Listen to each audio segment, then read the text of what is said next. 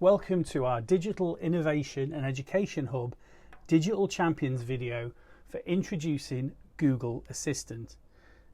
This is a live webinar recording intended to be used as a reference aid for any of the digital champions. We were very lucky on this video to have Sam with us from Google, who is a territorial sales manager, introducing and running the session. Enjoy. Welcome to our third session, Digital Champions Programme. And I'm very proud to announce that we've got the wonderful Sam, who's the territorial sales assistant assistant Sam, I've just demoted you, from Google, who is going to deliver this session. So Sam, thank you ever so much. Thank you, and thank you all for being here. Great turnout here, and thank you for the amazing work you've been doing in your different communities. Alex and Ben have told me all about what you're doing, and it sounds amazing, which is why I wanted to kind of be a part of it. Some of you may have heard this, but my fiance's grandparents are very much in a position where they now rely on other people. Her grandmother is pretty much blind. She can see slight bits from her periphery, nothing head on. So, you know, for her, even getting out of the house is a big no-no. And her husband is pretty much deaf. So, you know, the blind leading the deaf, deaf leading the blind, however you'd like to put it. So seeing technology enhance their lives from a point where they hadn't used it at all has been amazing, which is why I'm always grateful for you guys with the work that you do. So today's session is about introducing the Google Assistant. A lot of you will have used it. A lot of you will have kind of had it integrated in your lives in some way or another. And I just want to start with Google's mission statement, which is to organize the world's information and make it universally accessible and useful, which is what Alex and Ben are doing, in Stoke, and it is a great way of empowering people, and you'll hear me saying that a few times throughout today, empowering people to kind of live the best lives that they can with the gifts that they have got. And as Ben said, at any point, if you guys have any questions, feel free to pop a hand up, pop it in the chat, even shout out. You know, this session is all about you. It's not about me, it's about you. So let's make sure that you can take as much away as possible. So let's start with what is Google Assistant. So I'm going to replace the word Google with G for when I say, hey G, just because I don't want to set off 50 devices in my house. Google Assistant, also known as Hey G, is your own personal assistant with over 1 million actions. This could be telephone calls, this could be sending a message, it could be turning on a plug, asking what the weather's like, all sorts of things. And it's always your own personalized results. So pretty much anyone that has used Google before probably has had some sort of communication with Google Assistant without realizing. You know, if you've typed in, what's the weather? That's Google Assistant, because it is your own personalized results. It'll be using information about you to get those results and to kind of aim that directly at you. Now it's available across a whole load of devices, including smartphones, tablets, computers, TVs, watches, smart home devices, and even vehicles now with Android Auto. And it works with other services. So Google has always been about kind of collaboration, and we've got some really cool stuff in the works later on this year, hopefully, with a project called Matter, where you'll be able to set up pretty much any device using the Google Home app. I'm not really going to talk about this today, but in the future it is something kind of worth looking out for, and I'll tell you what to look out for in the future as well. So, you know, services that work with Hey G, music services such as Spotify, YouTube Music, video services such as Disney Plus, Netflix, ordering food through Just Eat, which I found out yesterday, works with it as well, groceries through things like Tesco, smart home control, you know, controlling lights, plugs, dishwashers, things like that these days, checking travel times through things like the train line. And as a core pillar of Google, everything is always safe, secure, and in your control. So, you know, obviously these days, a lot of people are very conscious of their privacy. Google has always been about being fully visible about your privacy. So, you know, if anyone ever questions that, you do have all of the controls in your Google account. You can view what's been learned about you by Google. You can tell it whether you want personalized ads or non-personalized ads. So, you know, the people that are very conscious of the fact that they may say something to their Google Assistant and have that thing advertised, they can turn all of that off as well. And they can actually scrub their whole Google account from anything that Google has learned from them. So, you know, if one day they think, you know what, I don't want Google to have any of that information, they can just wipe it clean as well, which I think is pretty cool because, you know, there aren't many companies out there that are willing to say, you know what, all of that information that we could actually make money from, would you like to get rid of that? So that's pretty cool. So let's just have a quick run through of the Google Assistant devices, also known as our Google Nest range. So the ones that you'll be most familiar with, the smart displays and features. So the Nest Hub, which I had on show at Curry's during that event, the Nest Mini, which is one of our speakers, a little speaker, the Nest Audio, which is a bigger version of the Nest Mini, and the Nest Hub Max, which is the bigger version of the Nest Hub that also allows things like video calling, and it's got a camera built in that you can use actually as an indoor security camera as well, which is pretty cool. Moving on nicely to the smart security range, which includes our doorbells and our cameras.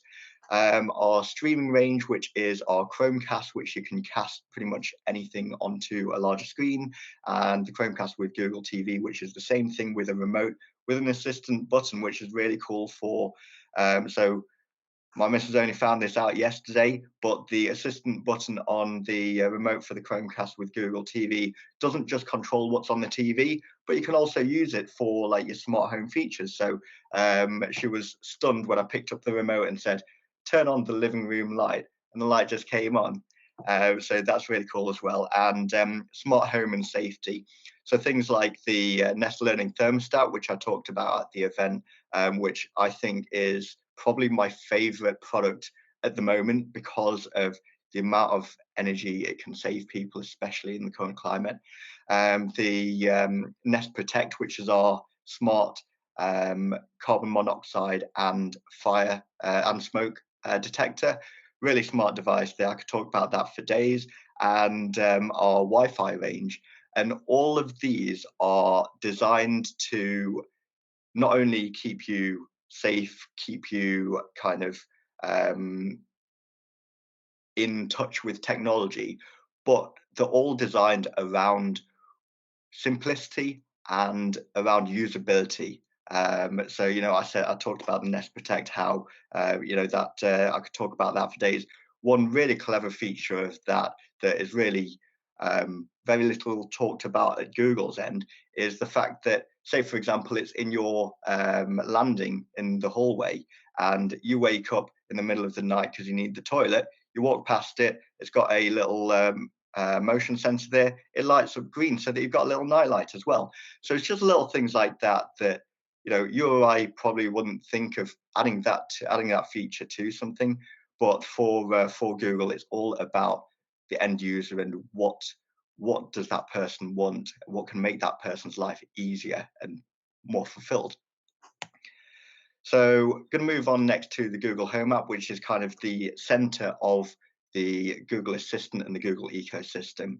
So I've got a little animated video there of my Google Home app there, and that's just showing the range of devices that you can add to there, as well as how simplistic it is to use. You know, as it says there, you can set up and control all devices. Setting up is literally 3 steps once you've got your account set up. It's tap to set up the device that you want, connect it to the Wi-Fi, and then tell it if there are any services that you'd like to use with it, such as if you've got one of the speakers, would you like to use Spotify with it? Would you like to use radio with it? Things like that. It integrates products from thousands of manufacturers, so literally millions of products are able to be used within that app. So, you know, if you are buying any Google Nest speakers, hubs, anything like that. They're not made to be used on their own. They're made to be used with pretty much anything else that you've got in your household, which we'll see later on. You can also set up a household to share control with your family. So, I've got myself and my fiance living in my house, so we both are in the same household. That means we can control all of the lights, all of the speakers, the thermostat, everything from our own app, because they'll all be there.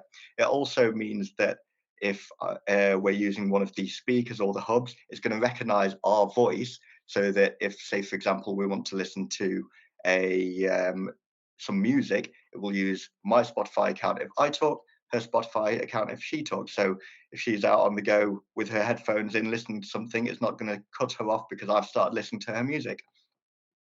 You can also set up routines to automate your day. So I understand that routines and automate sound like very techie terms. Now, basically, what routines are, it's you tell it what you want it to do and what you want it to what you want to do to activate that. So, say for example, I've got a routine called "Hey G, bedtime," and what that will do is it will turn all of the lights off. It will turn the plug in my bedroom on. It'll turn the rest of the plugs off. And then what it will do is the hub next to my bed, it'll start making kind of ambient sounds like white noise sounds or whale noises or something like that, just to prepare me for bed.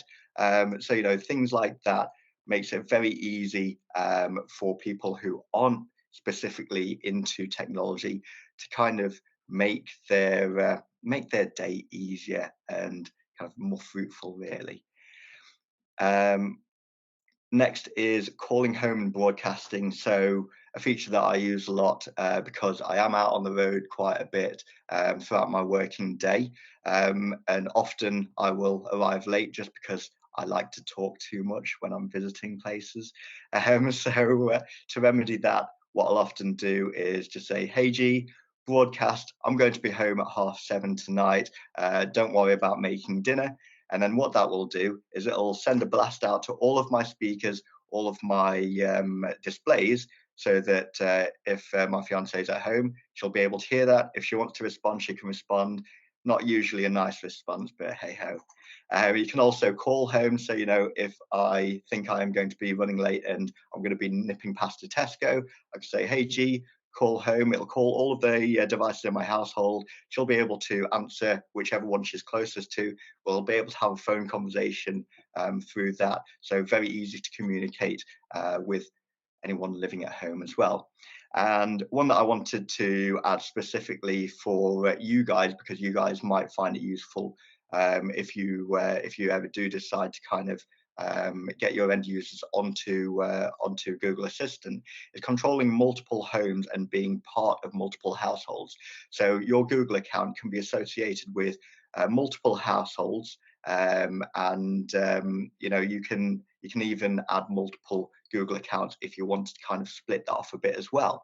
What that allows you to do is, say for example, if I'm visiting I don't know, if I'm visiting Ashley today and kind of introducing her to the Google Assistant, I've got her a Nest Hub, or in fact, let's say Nest Doorbell, and she would like me to kind of be able to respond to that doorbell in case she isn't able to get to a certain device, or while she's learning to use that device, isn't kind of au fait with it, or isn't home, let's say, for example.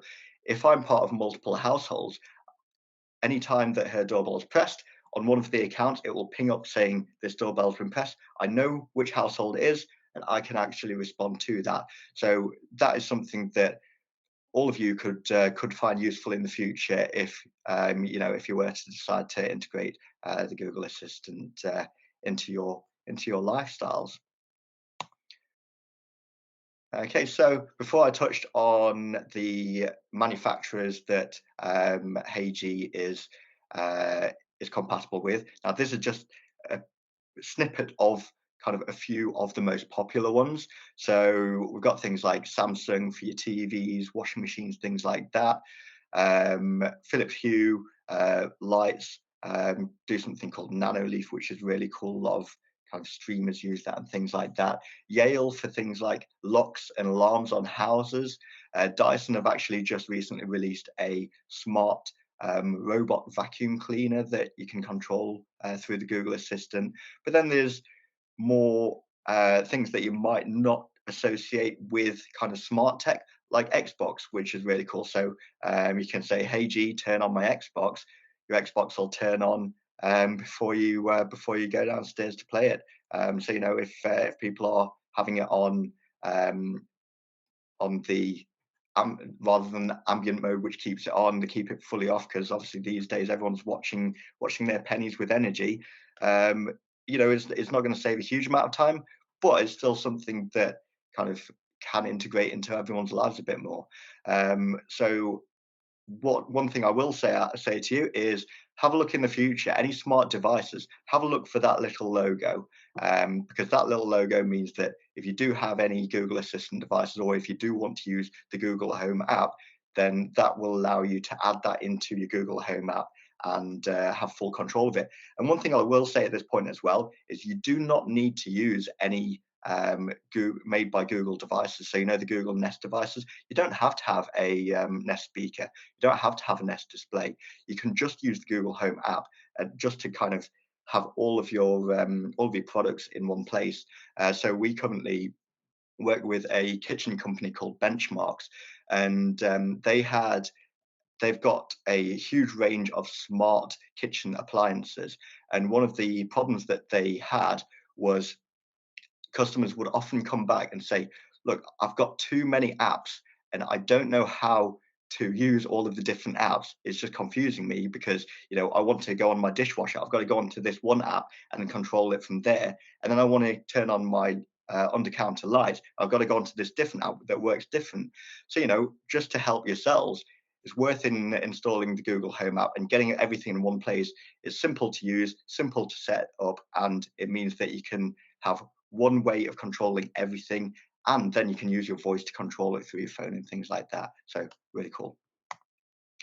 So I was meant to have half an hour, but I talk really fast, and I kind of go probably faster than I should.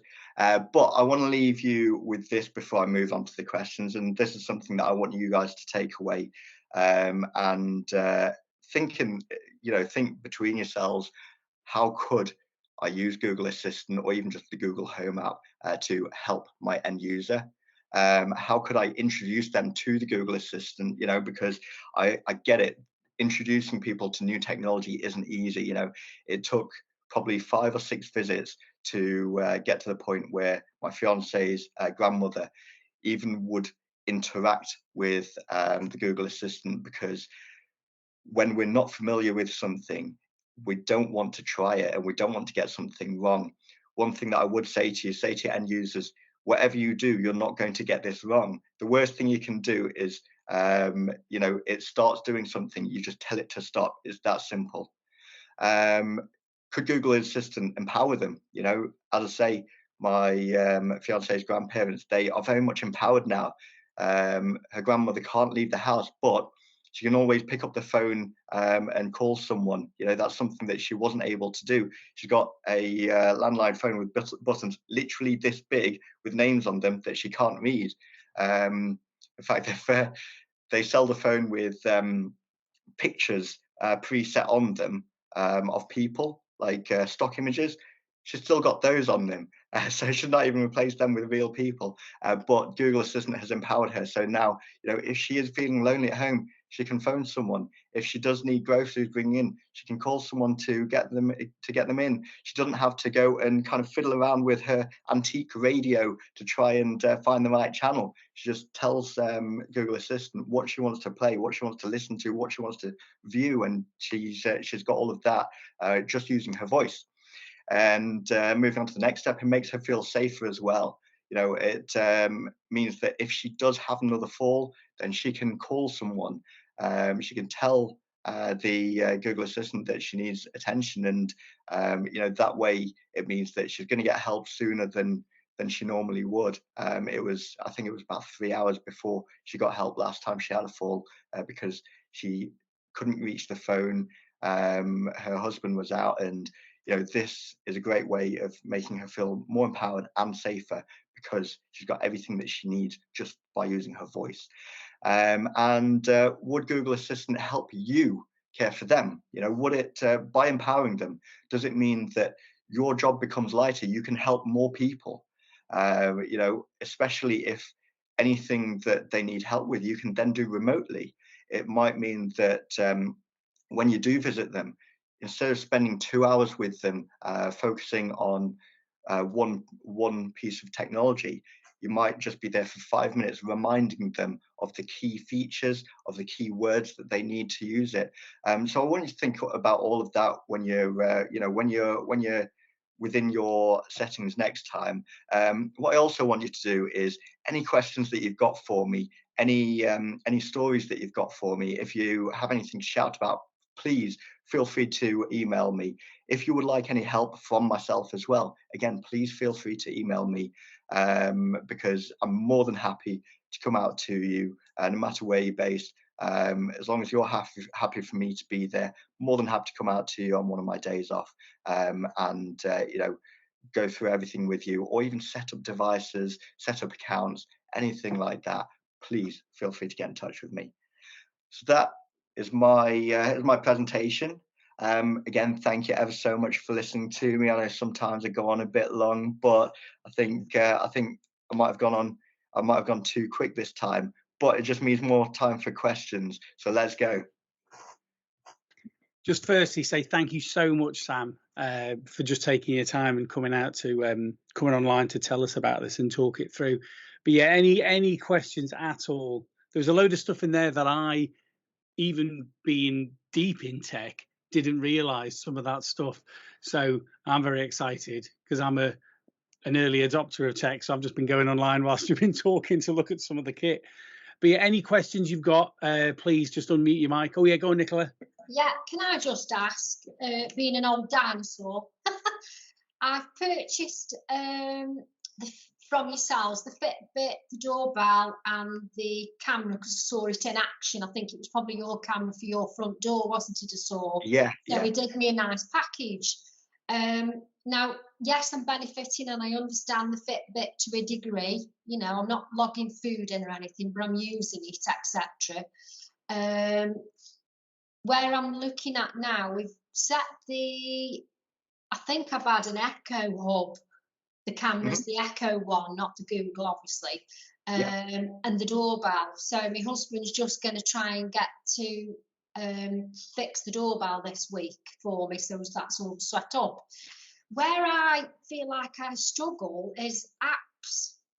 So he's got the Ring doorbell app on his phone. So I set up, what did I put on? I got the Ring doorbell downloaded on my phone yesterday, and then you had to take the back off the doorbell and hover over the QR code, which I did. Then it come up with a load of what was it? TikTok stuff. So I've done something wrong. So I'm frightened of trying to, or not frightened of, but I get worried about when I download an app.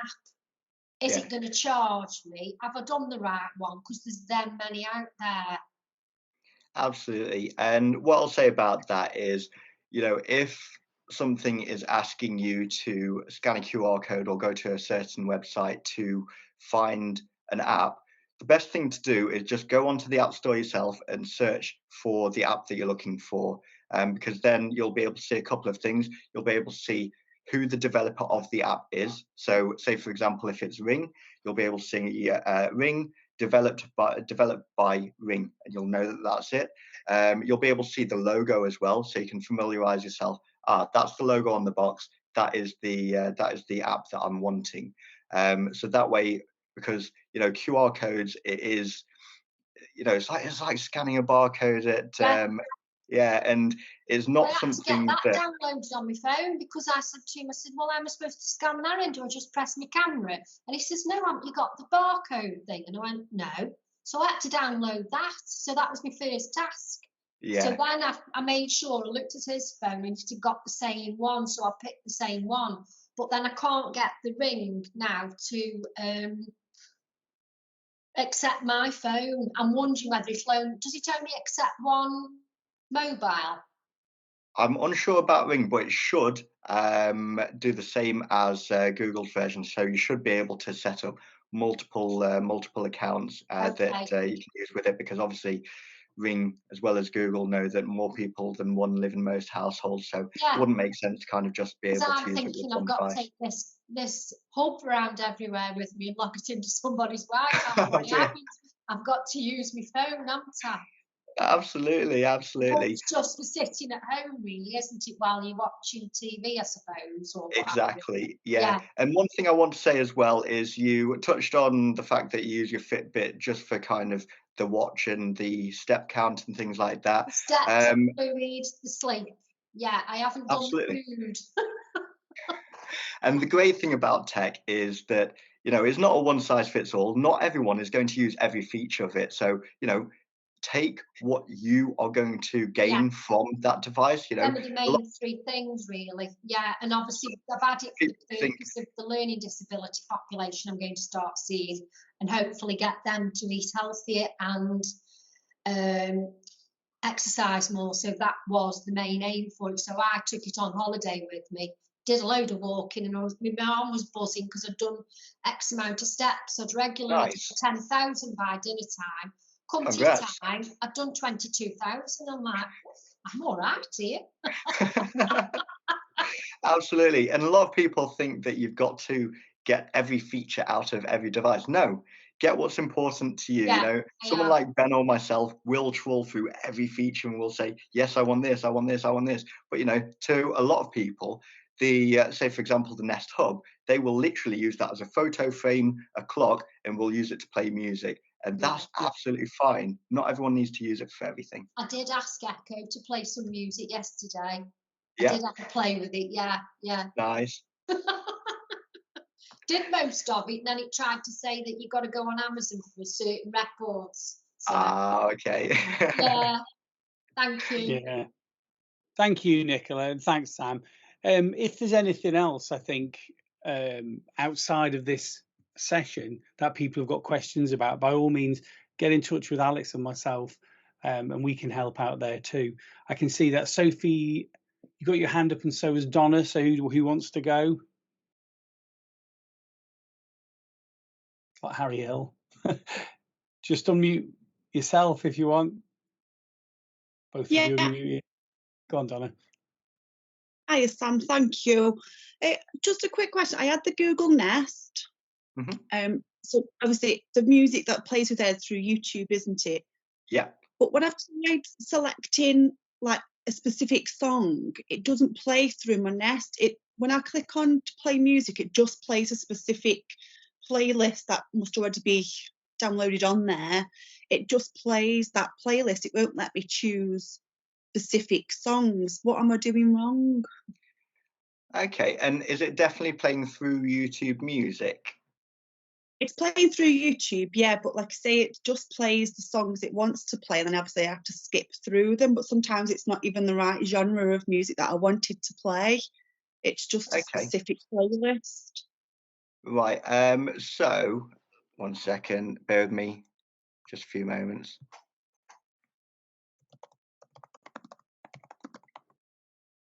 If it's anything like the Amazon equivalent, the Echo, it requires, I'm not saying it is, and I'm just buying some time while Sam looks this up, but it might require a subscription to, say, YouTube Music to get those additional benefits.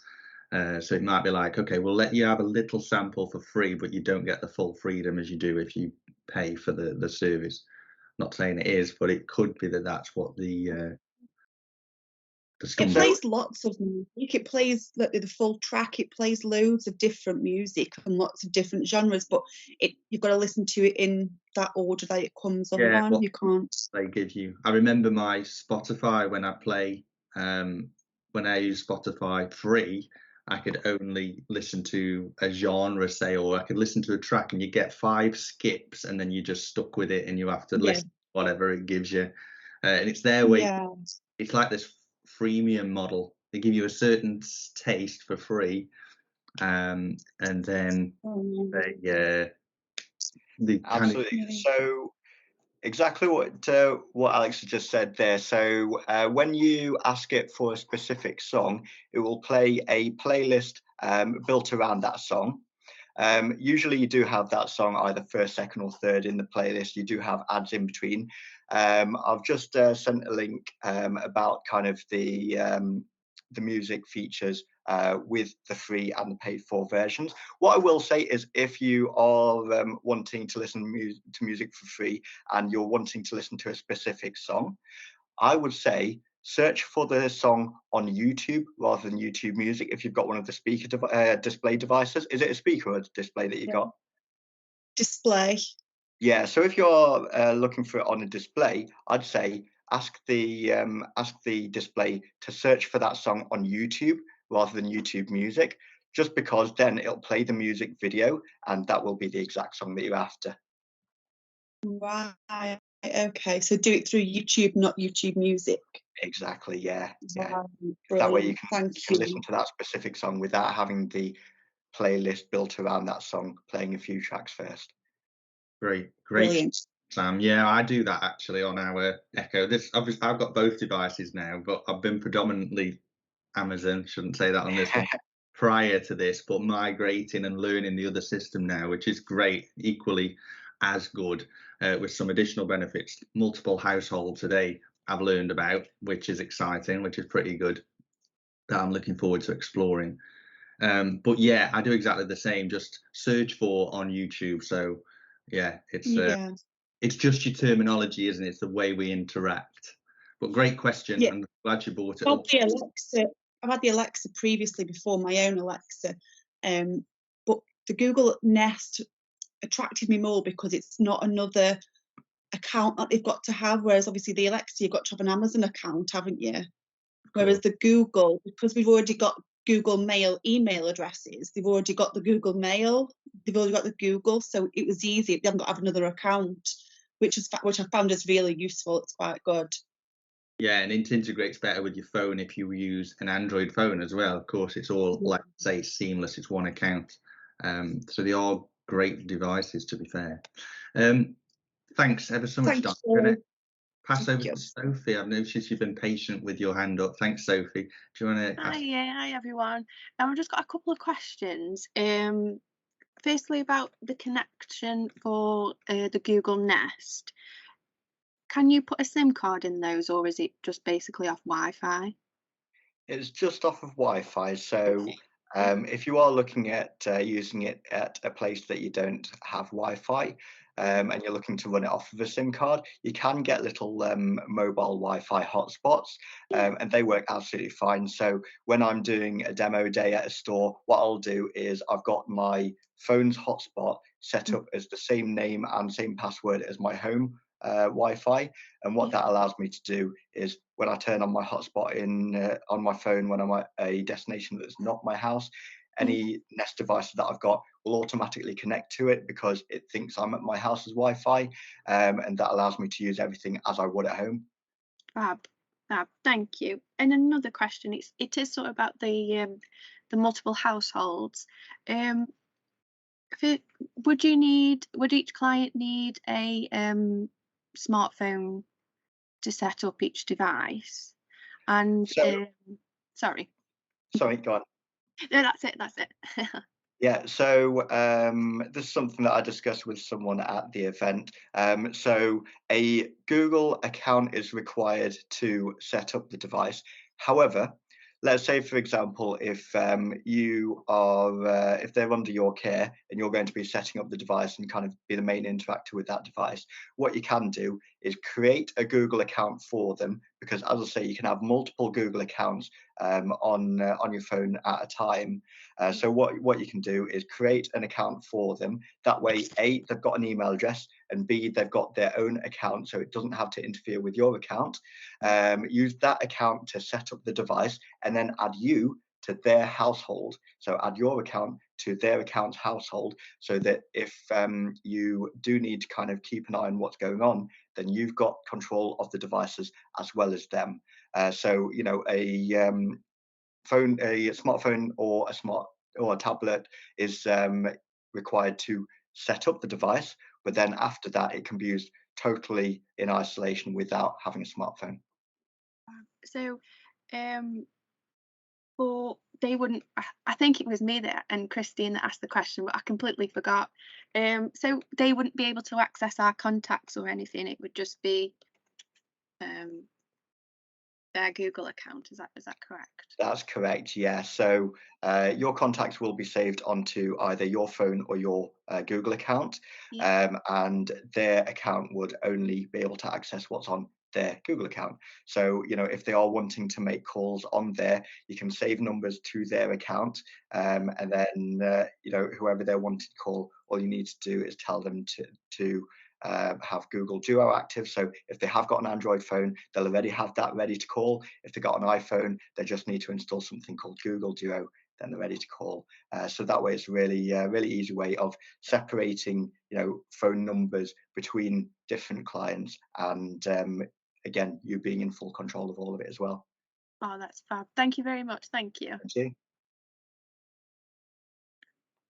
Some good questions there. Any more questions, or any questions about anything you've seen? Donna, is your hand still up, or is it? I've put it back up if that's okay. I've got another question. Yeah. If that's regards the Google Duo. So some service users that we have don't have mobile phones, so don't have a phone number. Can we set that up so they can still call contacts via email? Because we've tried this before, but not been able to get it work. Unfortunately not. So going to be honest with you, we had phone calling set up in the past. It's something that was removed. I don't know the legal or the implications of that. I'm guessing it's something to do with Alexa paying the networks for that to be an Alexa exclusive feature. But yeah, it is only through Google Duo that we can kind of call people on, I'm afraid. So you've got to have that phone number then. Yeah. A lot of services don't have mobile phones, see, so we were trying to get them connected with each other whilst, due to like with COVID, but we're struggling to get that because you've got no phone number. Absolutely. Do you know if there's anything? Do you know if there is anything that can be done via just email, or is it a lot of them contacts through a number? Actually, I'm getting more of what you're trying to say now. So yeah, absolutely. So a Google account only needs an email to be set up. It doesn't need a mobile number. So if you're talking about an email address phoning another email address, absolutely. So if you were to set up a network of Nest devices where each person has their own Google account, and as we said earlier, you can manage all of those accounts, then absolutely. To call from one Nest speaker to another, you just say whoever you're wanting to call, and that will call them on Google Duo. That's absolutely fine, yeah. So yeah, brilliant. Thank you. I misunderstood with the first part. Do you have anything that would, like a step-by-step thing to do that you could send us maybe? Brilliant. Thank you. Amazing. Thanks, Sam. Thank you very much. See. Good questions. Anything else from anyone else? Or obviously, if you do think of things after this point, you can always send them. As Sam said, he shared his email at the bottom. You may live to regret that, Sam. But link with us all. That's what the WhatsApp group's for. That's what our email group's for. And we'll populate these links, these great links Sam is sending within those messaging mechanisms. But if there is nothing else, we thank you all for attending, and we look forward to seeing you at our next session. Thank you very much for having me. Thank you very much for your time. Donna, I've just popped a link in the chat there, all about Google Duo calling on speakers and displays. Links mentioned by Sam during this session will be included in the video link description on YouTube. Thank you.